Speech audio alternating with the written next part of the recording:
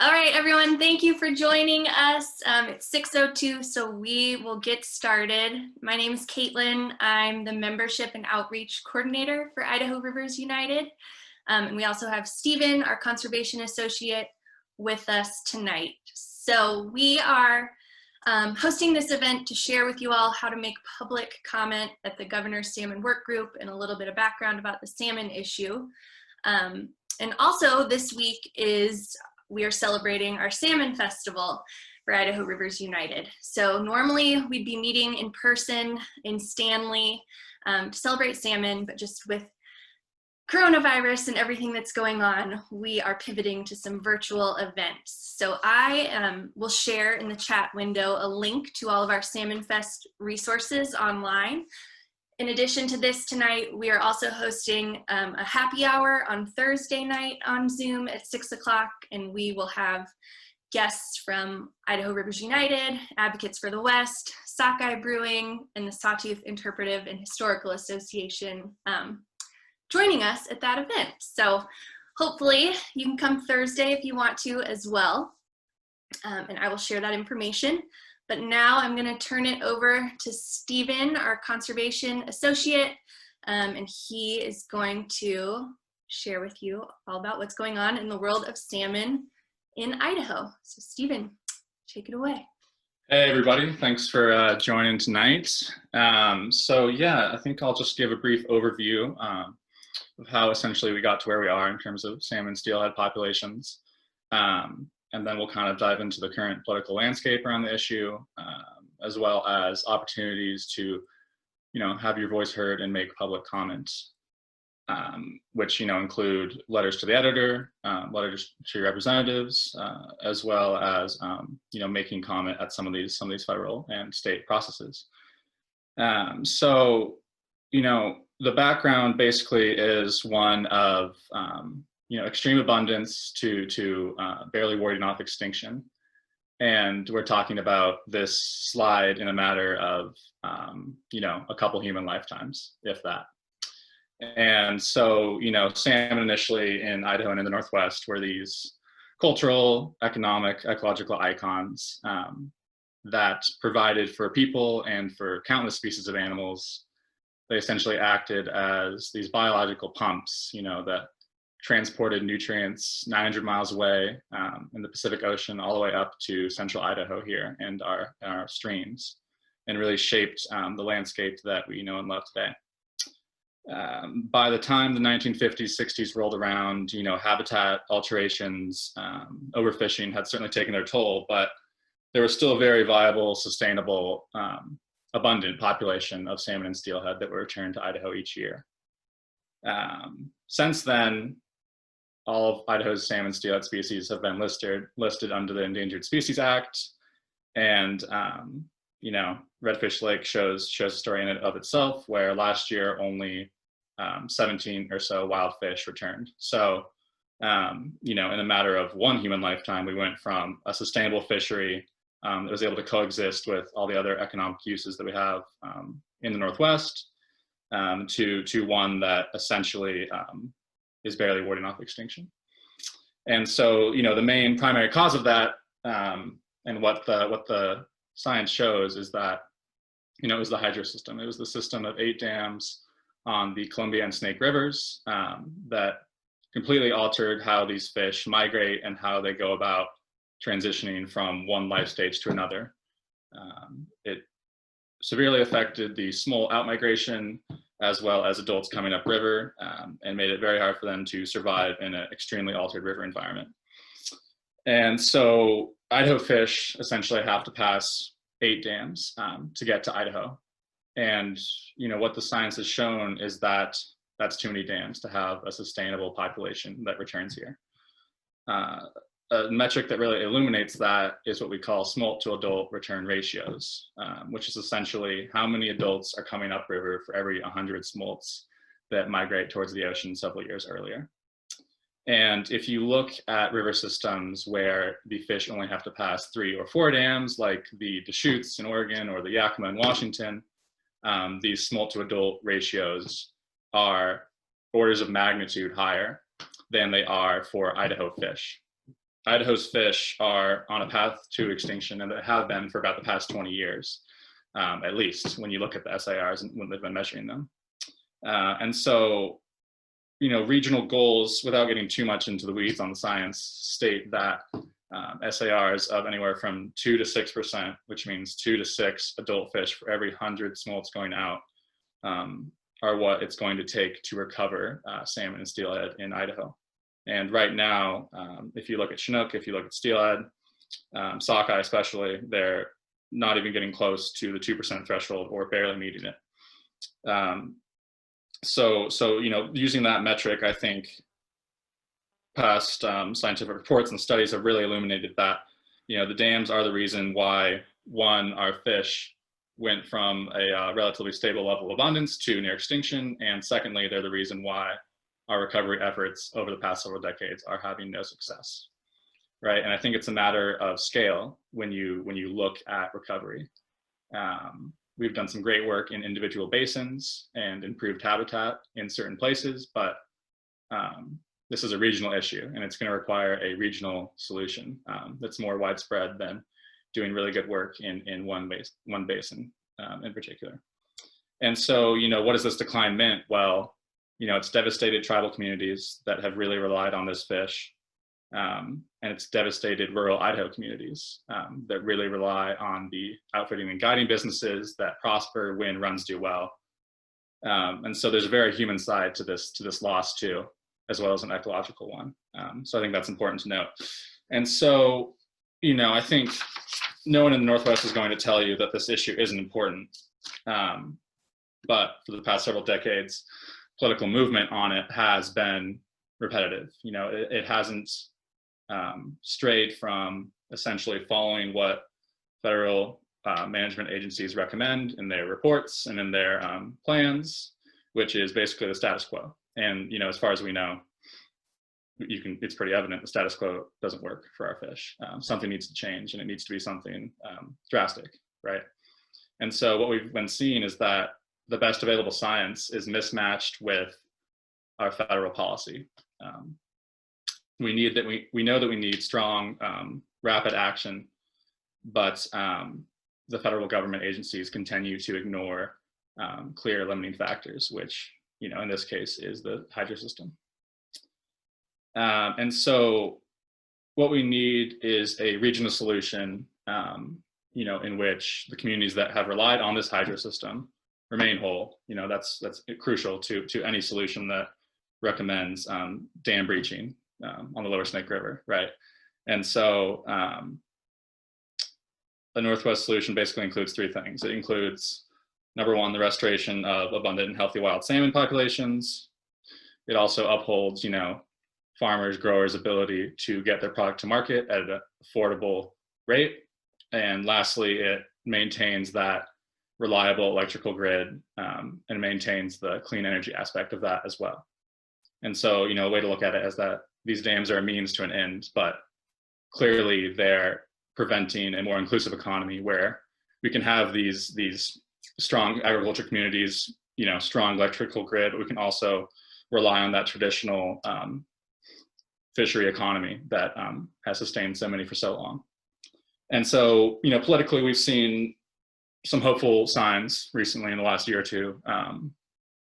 Representative Mike Simpson came out and said at a meeting in Boise, I think about a year ago, you cannot address the salmon issue without addressing the dams, and I'm going to stay alive long enough to see salmon return to healthy populations in Idaho. And so, he's kind of taken up the mantle on this, and what we need now is other representatives from Idaho, from Oregon, from Washington to follow his lead and to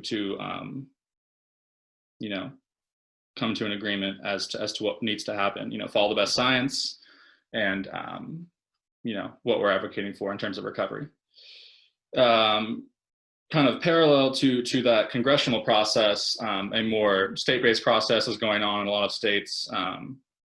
Governor Brad Little has not been as forceful on his desire for salmon recovery as Representative Simpson, but he has done good work in convening what is known as the governor's salmon workgroup, which is basically, an array of stakeholders that use the river in different ways, but all would like to see, or we would like to think they would like to see, fish recovered to some extent. And so that process has been going on for about a year.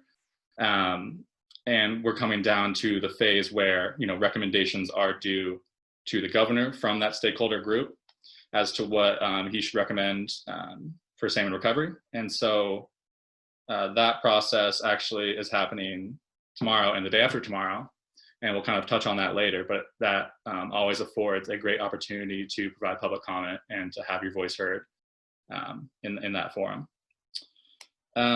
So with that, I think I'll go ahead and switch to the workshop component of this. And Caitlin, if you wouldn't mind throwing up that PowerPoint I have.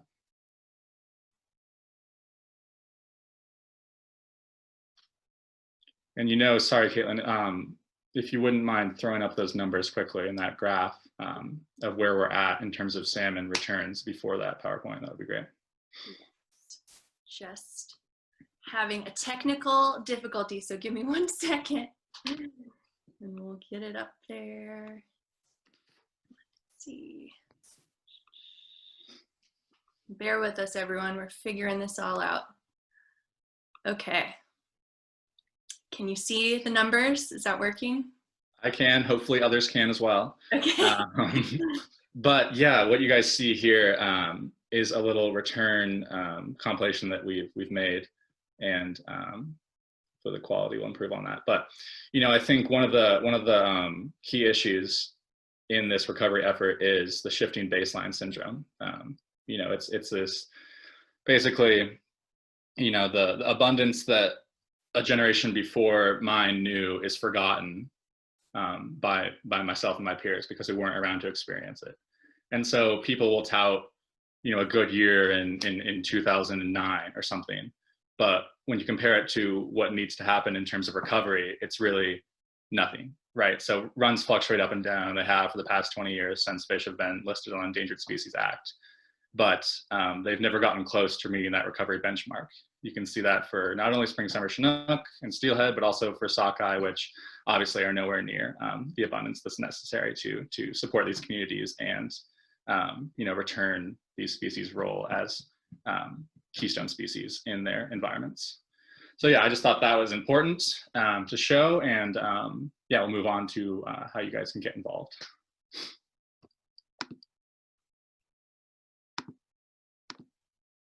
All right, Stephen, let me find your presentation. Let's see. And to answer your question, Oliver, so I should have kind of more pointed out the detail of those graphs, but basically they started counting fish when those dams were put in place, because it represents a convenient place to count the fish. But there were, several years where fish were counted when there was only 4 dams on the lower Columbia. And if you kind of see the very beginning of those graphs in the late 50s, early 60s, you can see that they were at these recovery benchmarks. And then as each dam came online, they progressively fell and fell. All right, are you seeing the presentation? I am, yes. Okay, so this is part of our river advocacy training series. And yeah, we're gonna be talking about salmon advocacy today. You can go ahead and advance, Kim. There you go, flying in. Okay, so just kind of some lingo to get a hold of. Like I mentioned earlier, the way that you can have your voice heard, is either through a letter to a newspaper or media outlet, or your representative, or of course making a comment in one of these public forums. And so, LTE, letter to the editor, is a great opportunity to submit a very short, succinct opinion piece, on salmon steelhead. Same with an op-ed, a little bit longer usually, and maybe a little bit more formal, but both great opportunities to have this issue heard from people like yourselves that care about it. And then a big word that's thrown around when you're talking about public comment is substantive, which I can never say, but basically it's saying that when you make a point or statement, it's backed up by data, and basically you're giving them constructive feedback as to what they should do differently. And that kind of goes on to the next point. You can go and advance.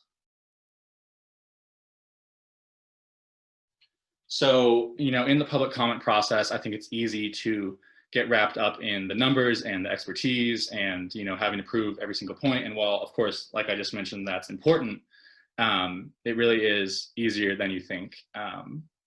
You don't have to write the perfect article, the most scintillating, op-ed. You don't have to wow your representative by how much data you fit into your piece. The important thing is that you submit something, and that you show your connection to it, and you show that you want salmon recovery, and you give them clear steps of how to do that. And another one of these points is that obviously talking economics always helps decision makers get a clear view of the process, but of course so does your emotional connection, your story, the ecological importance if you're into the science side of things. So there's many ways to tackle a letter or a public comment. But another point that's important is that it's your elected officials' job to represent you, and so they have a duty to listen to what you have to say, because you're a constituent, right? And so you're part of this process, and your voice being heard is part of their job. Yeah, we can go ahead to the next slide. So when we're talking about a letter, as I've kind of mentioned, there's like 4 key components. One of which is, you want to outline your connection. Why do you care about salmon? How do you rely on them? What's something memorable that you can share in terms of, how you got into this whole thing. And then building on that, the impact. What does their impending extinction and lack of abundance mean to you? How do you appreciate that and desire change, not only on a personal level, but in your community and in your state. Thirdly, urgency, which is very important. Obviously, the situation as it is now with climate change threatening our endangered species across the world, salmon are no different, right? And so I think hammering home that point that we've spent 20 years since endangered species listing, going back and forth on basically ineffective recovery plans. And so we need something strong, we need something different in this moment, and we need to take advantage of the time we have to recover these species. And then lastly, that constructive criticism, feedback portion of it. What do you want to have happen, right? Recovery is not working now, so what do you desire? What is the science telling you? What needs to change, basically. Next slide. So a few examples. You can go next slide again. So this is a letter written by a group of fishing and guiding outfitters from various towns in Idaho. And so, you see right off the bat, they've established their connection. They rely on this, economically and for their livelihoods. They pretty clearly lay out the impacts, as you can see in blue. And so, it's more than just their own businesses, but it's their communities. They're not talking about just themselves, but they're talking about their communities and, rural Idaho in general, and how it's affected by low numbers of salmon and steelhead. Next slide, please. And then, of course, they add that urgency portion, right? And the impending extinction of our salmon and steelhead, which also, of course, is tied to the extinction of the outfitting guiding industry and, true hardship that these rural communities have experienced with the lack of fish. And so lastly, they do that, what needs to happen, right? And so, what they're asking here is that, people get together, people talk. Representative Simpson, continues to lead our state on recovery, and we have those hard talks that are necessary to save our fish. Okay, go ahead, next slide. And so obviously, that one might have made you think, oh, well, I don't necessarily rely on salmon steelhead as a livelihood, but that doesn't necessarily have to be the case. You can, as this kid showed, be just a high school student, who cares about salmon and the wild places that they represent in our state. And so, he did a really cool thing where he showed two different scenarios, right? And one was where we, came together and, recommended true recovery actions that, kept everyone whole, but recovered our fish, and we took a bold step that needs to be taken. And then the alternative kind of dystopian scenario is, nothing happens. The status quo continues to be what we follow, and our fish continue to be, museum pieces until they gradually slide towards extinction. So, it's a really powerful way to address that issue, and I think it grabs people's attention. And so, while he may not have like the data to back it up, everything that he says, I think he really comes through his passion for salmon, and that he truly cares about their recovery. Go ahead and go to the next slide, maybe one after that. Okay, and so just a few key issue talking points that we've kind of compiled that will help you guys, write these letters or make public comments. I'll kind of just list them out, but so, first and foremost, the science shows that restoration of the lower Snake River via dam breaching is the only effective recovery action for salmon that we can take. The federal government and the management agencies have ignored sound science and spent $17+ billion on ineffective recovery measures over the past several decades. And the result is that our wild fish continue to be listed under the ESA, and they continue to be close to extinction. And then, this is an important point in that, Idaho has some of the most pristine habitat in the lower 48. It's cold water, it's high elevation, it's a vast complex of wilderness and public lands that is predicted to be resilient to climate warming in the future.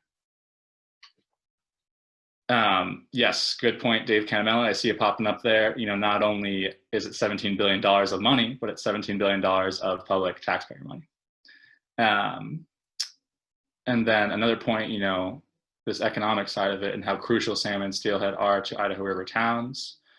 And not only, the loss that's being felt year after year with poor returns, but also, the bright side, the potential that these Idaho towns and Idaho economy in general, outdoor recreation economy has with the return of sport fishing and, the myriad of other activities that would result with a restored lower Snake River and restored Idaho salmon steelhead.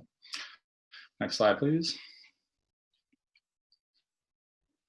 And so, the 4 lower Snake River dams are highly costly aging structures.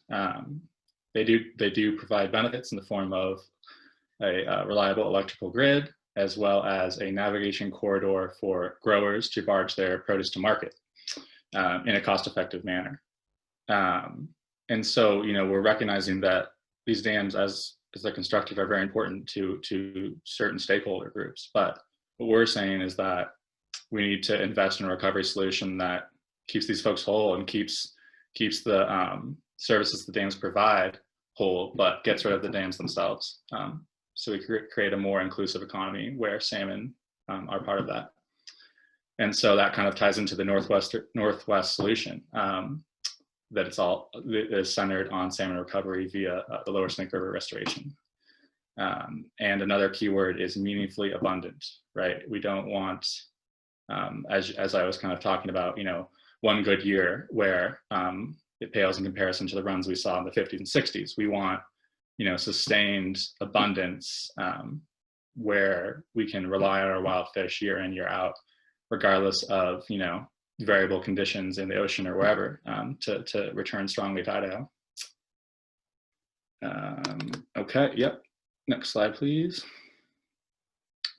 And so this kind of brings me to what is going on tomorrow and the day after. And the governor's work group is meeting, like I mentioned, via Zoom, and we'll kind of provide you guys with more info as to where you can join in on that in a second. But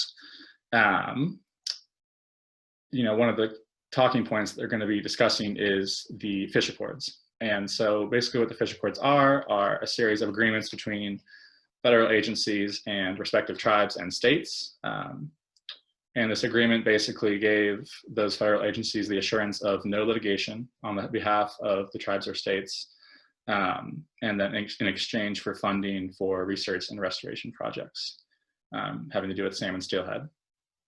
And, the important point is that entities like State of Oregon, like the Nez Perce tribe, never signed on to these accords. And so they were able to litigate when it became clear that the federal government's management plans were not doing nearly enough to recover our fish. And, they were able to have the freedom of their voice, but also receive funding that those federal agencies are still legally required to provide. And so the latest round of fish accords are due to expire at the end of September.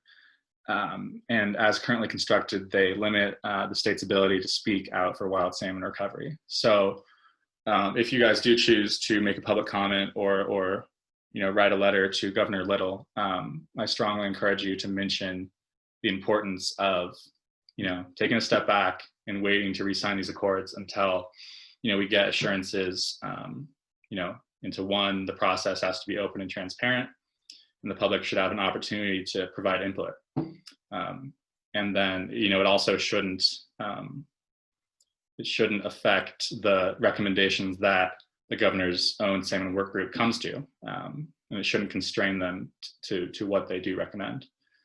And then lastly, it shouldn't impact the ability of state entities like Office of Species Conservation and Idaho Department of Fish and Game to follow the best science and to recommend effective recovery strategy. So I think, really pushing our representatives, because this is something that they are, very strongly considering, to really take a look at these latest fish accords and what benefit do they provide Idaho.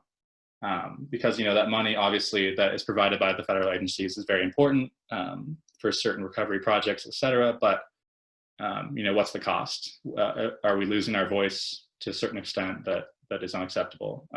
So I think really taking a look at those is important. Next slide, please. So this kind of comes to where the opportunities come in. And like I was mentioning, the Governor's Salmon Work Group is tomorrow and the day after, the 26th and 27th, and it'll run all day for both days. I encourage you guys to drop in for as much of it as you can. They'll be discussing the fish accords, but also they'll be talking about what each stakeholder group needs to remain whole in the event of really shaking up our hydro system. And so that public comment opportunity is at 4:30 on the 27th. So if there's only one part of it that you can make, if it's 10-15 minutes at the end of the day, I really encourage you guys to make time for this. You get 3 minutes to speak, and there's usually plenty of room for those that want to.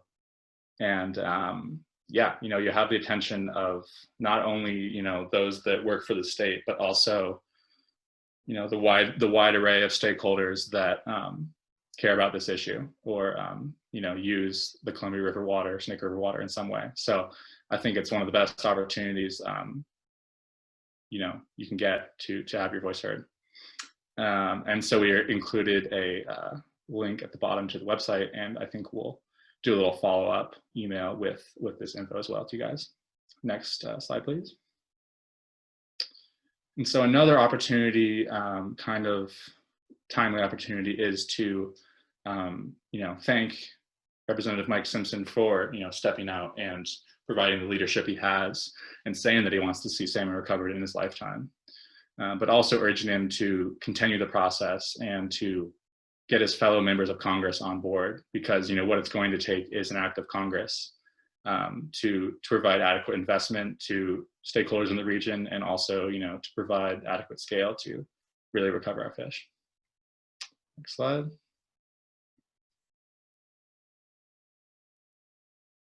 Next slide. Oh, yeah, next slide too. All righty. Good deal. Actually, can you go back one slide? I may have missed. It looks so much alike. Yes, okay, I did miss that. Yes, so another opportunity obviously is to write Governor Little a letter and do the same thing that you would to Representative Simpson, encourage regional collaboration and encourage, him to find a true recovery solution. And so we also gave the governor's info as well as his phone number. Alrighty, so I think we'll open it up to any questions you guys have. You can type them into the chat. Thanks for listening to me, and hopefully we'll see you at minimum tomorrow, or day after tomorrow, I suppose, at the end of the day for the Governor Salmon work group. So it looks like, Stephen, someone asked if these slides will be available, and I think, yes, we can email them. We'll send a follow-up email with all the links for signing up, to make a comment, and we'll send the slides as well. Yes, totally. I have a quick question. Sure. Just Stephen was finishing. My name is Mary. You said the 2 points, encourage regional cooperation, and I couldn't quite catch what you said on the second one. Oh boy. When you were I'll have to go back and look at that just slide. winding up. You were just winding up a minute ago. Oh man. Yeah. Well, hey, luckily this is recorded, so you can check that out and we'll get back to it. Oh, it is recorded? It is, yeah. It's actually we're doing it on Facebook Live simultaneously. So if you have a Facebook, right, you can check out the whole recording there. Thank you. Mm-hmm. Can I get a minute? Yeah. Sure. First of all, I want to commend Stephen on being such a quick study. I don't know how long you've been in the job, Stephen, but you've got it figured out. I appreciate the work that you've done and how fast you picked up on all this stuff. Secondly, I think most people don't recognize the importance of, or the impact of, their letters to the editor or their phone calls to their representatives or whatever. And it seems like a very small thing, one person doing one thing. But when a lot of people do that thing, that adds up, and that starts to create some weight. And that's what we need right now, is we need some weight on the governor and some support for Simpson. Word on the street is Simpson wants to do this. He's said that he wants to do this, but he needs support from his constituents. Whether they're in his district or not, that makes no difference. But my point is, this stuff adds up, as Pat Ford said in an earlier meeting, voice by voice and one by one. And so never feel like your one voice doesn't matter, because it does. And that's the only thing that matters, is when we all start to chime in. So that's kind of my point. And one of your slides said, don't be intimidated. Don't be intimidated. It's like, these people work for us. They're supposed to do what we ask them to do. They all put their pants on one leg at a time. So don't be intimidated to go to the governor's work group and provide public comment. I firmly believe that the vocal, whatever you call it, comment in the governor's work group is very valuable. They hear you, they see you, they can't ignore you, and that adds up. And as Stephen said, it doesn't have to be eloquent prose. It's just tell them what you feel. You want these fish back. We can replace the services of the 4 lower Snake River dams. The dams can go without losing the services. We'd be much better off with abundant, healthy, sustainable salmon runs than we are right now. We've made these fish a burden instead of a blessing. But whatever it is you feel, whatever it is you think, get on that governor's work group comment thing. 3 minutes goes by in a flash. It's like 425 words if you speak like a normal person, and 475 if you speak like me. So don't be afraid, don't be intimidated, and add your voice to the call for salmon restoration, because Idaho, quite frankly, has lost the most and has the most to gain. And we can do this. thanks for all that time. Thanks, David. I'm just going to piggyback real quick on what he just said and let you know that I have made comment, I think 3 times, and I do get a little worked up before I do it, but it feels so empowering afterwards. And just logistically, I'll share with you what I've been doing for these Zoom comments. I kind of write out my talking points and what I want to say. I do keep my video off, but when it's my turn to speak, I turn the video on because I think it's powerful for these people to be able to see your face and see you speaking when it's your turn. So on Thursday, if you want to make comment, you'll click on that Zoom link, and then in the comment box for the governor's work group, you'll just type, hey, my name's Caitlin and I would like to make a comment, and then they will call on you when it's your turn. So you can just turn your video off and speak your piece. I don't think I've ever spoken for the full 3 minutes, but I, usually 2 minutes or keep it brief. So you don't have to fill that whole time slot if you don't have that much to say. Oh, one thing I forgot. This meeting, I think, is going to be one of the more important meetings because the different groups are going to present their vision, kind of their vision for the future. So I usually prepare my statement like ahead of time and I practice it. But this time I'm just going to sit and wait and see what the different visions are, what these people present for their visions, and take notes, and then try to prepare my commentary on the fly in response to what I hear. So, but I think this is a kind of a turning point. The recommendations are supposed to come in December, I think. But I think this is kind of a different meeting than the other meetings have been for that reason. So it might be more interesting and maybe more crucial to pay attention to this one. Absolutely. Mary, it looks like I have another quick question. I'm sorry I had to step out. I had a family emergency to take care of. So I don't know if you covered this, but the Sierra Club had a really good talk by a doctoral student about beavers and restoration and what they provide for the environment. Did you talk about any of that with salmon? Did you talk about that, about what happens to the rivers as a result of having the salmon there? I mean, obviously they're going to be more healthy, but did you address that at all? Yeah, that's a great point, Mary. I kind of spoke on to how the fact, that salmon are keystone species, just like beavers. And basically what a keystone species means is that they have an outsized impact on their landscape compared to other species, right? And so, just kind of touch back on that. It's all about, their abundance, and they basically transition these nutrients from the rich coastal environments of, Washington and Oregon up to 900 miles away into the high desert of Idaho, right? And so that's pretty remarkable. And I think a recent study showed that over 140 species, and that's probably undercounting it when you consider it, all the flora as well as invertebrates that rely on these fish. But over 140 species rely on them in some way. So they really shape, what we know as the Idaho outdoors. Did you say it's 900 miles from the sea up to Idaho? Yeah, it's 900 miles. I think that's measuring, right into the heart of central Idaho. So right, okay. Somewhere to 800 to 900, yeah. Thank you very much.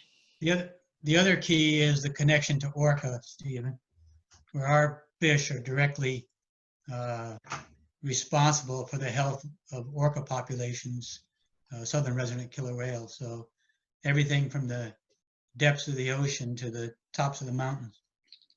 Okay. Hi, I have about a zillion questions and comments, and probably need to just write up a big email and start doing a lot of research. But I mean, from the little bit that I know, this isn't obviously about restoring salmon. This is about a change to our energy policy. This is about a change to our transportation policy, right? And so one of the things that I would like to have in my back pocket, because I feel like I'm going to get in a lot of arguments with the naysayers, is, okay, if we're breaching the dams, and you mentioned, Stephen, making these different stakeholder communities whole, if we breach the dams and we lose the power generated by those dams, what is the alternative? Are we talking about solar? Are we talking about wind? How many megawatts do we need to be ready? How many solar, or solar panels or wind turbines do we have to put up in order to get back that amount of power? That would be like one piece of the argument I feel like I need to have at the ready to advocate strongly. Same thing with the barges that were mentioned, or the ways that the farmers get their goods up and down the river. Isn't there a rail line right alongside the Columbia River? Why aren't we using the rail more, and don't we have trucks we can take stuff back and forth? So how is that done? How do you create this one-to-one? And then it can't be hard to say, look, if we get rid of hydroelectric power and we use wind or solar, we could get this much more at less per megawatt power, So it's like I'm trying to have like the old way and the answer with the new way that should really just be a no-brainer, right? Yeah. The salmon, I hate to put it this way, the salmon is like it's like a side effect. We all want the salmon, but if we can fix our power policy and our transportation policy, the salmon get to be the beneficiaries of all of this, right? I don't think what I'm saying is I don't think salmon resonates with all the stakeholders. Energy, money, agriculture, farming, right? That sort of thing. That resonates with a whole bunch of other constituents. I'll shut up now.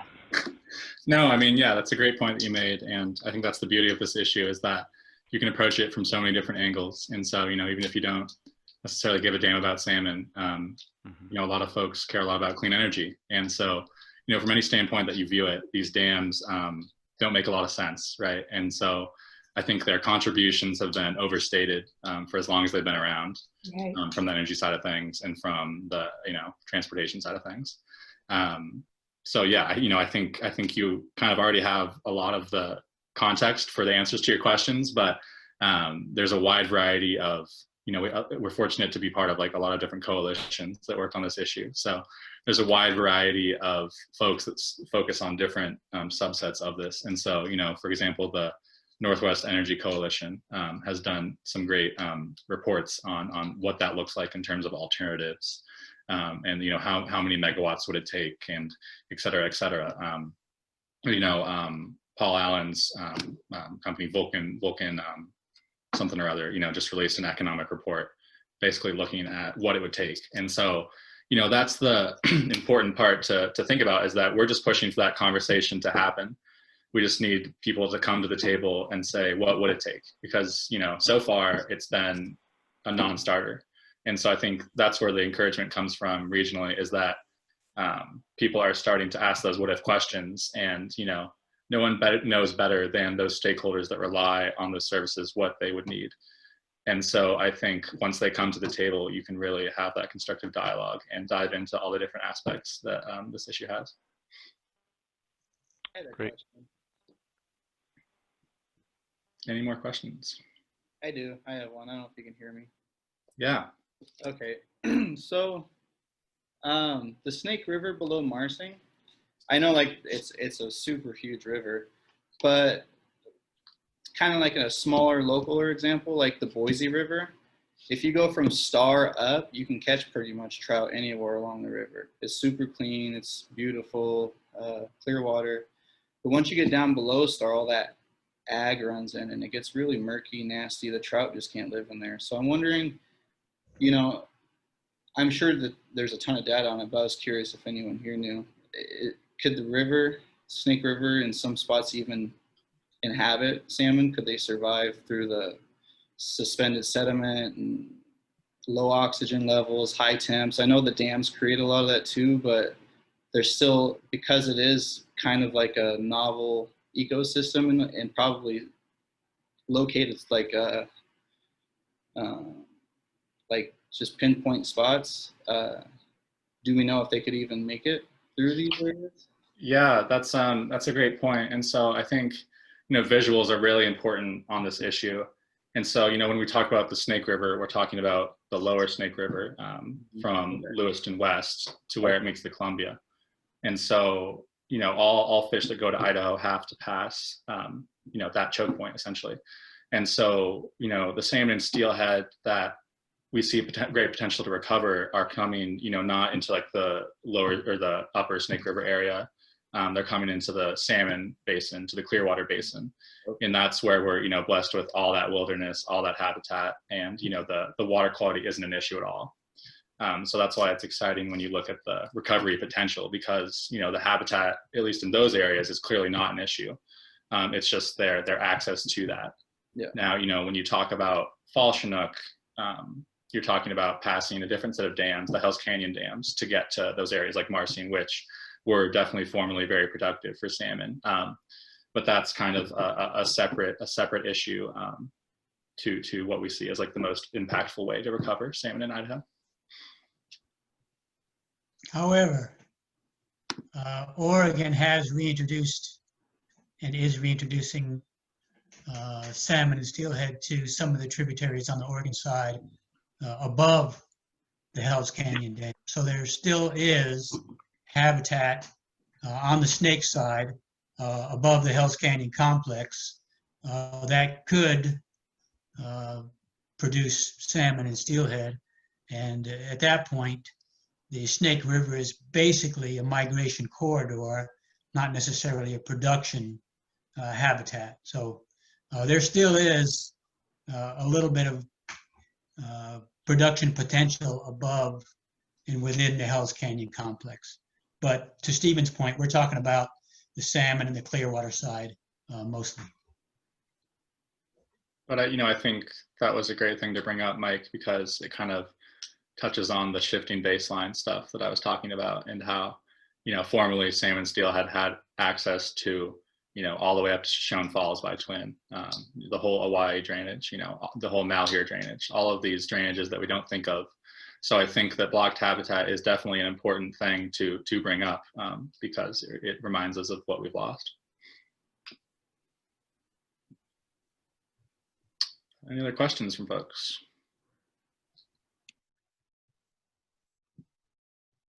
All right, we might wrap it up if there's no more questions, but we will send you all an email in the morning with links to everything that we've talked about and with Stephen's presentation. And I'll put Stephen's email address in there as well, and mine, and everyone is always welcome to reach out to any of us if you have questions or if you want support, you know, on an idea that you have, or if you have a question about a comment that you're going to make and you want us to do any fact checking, we're happy to help always.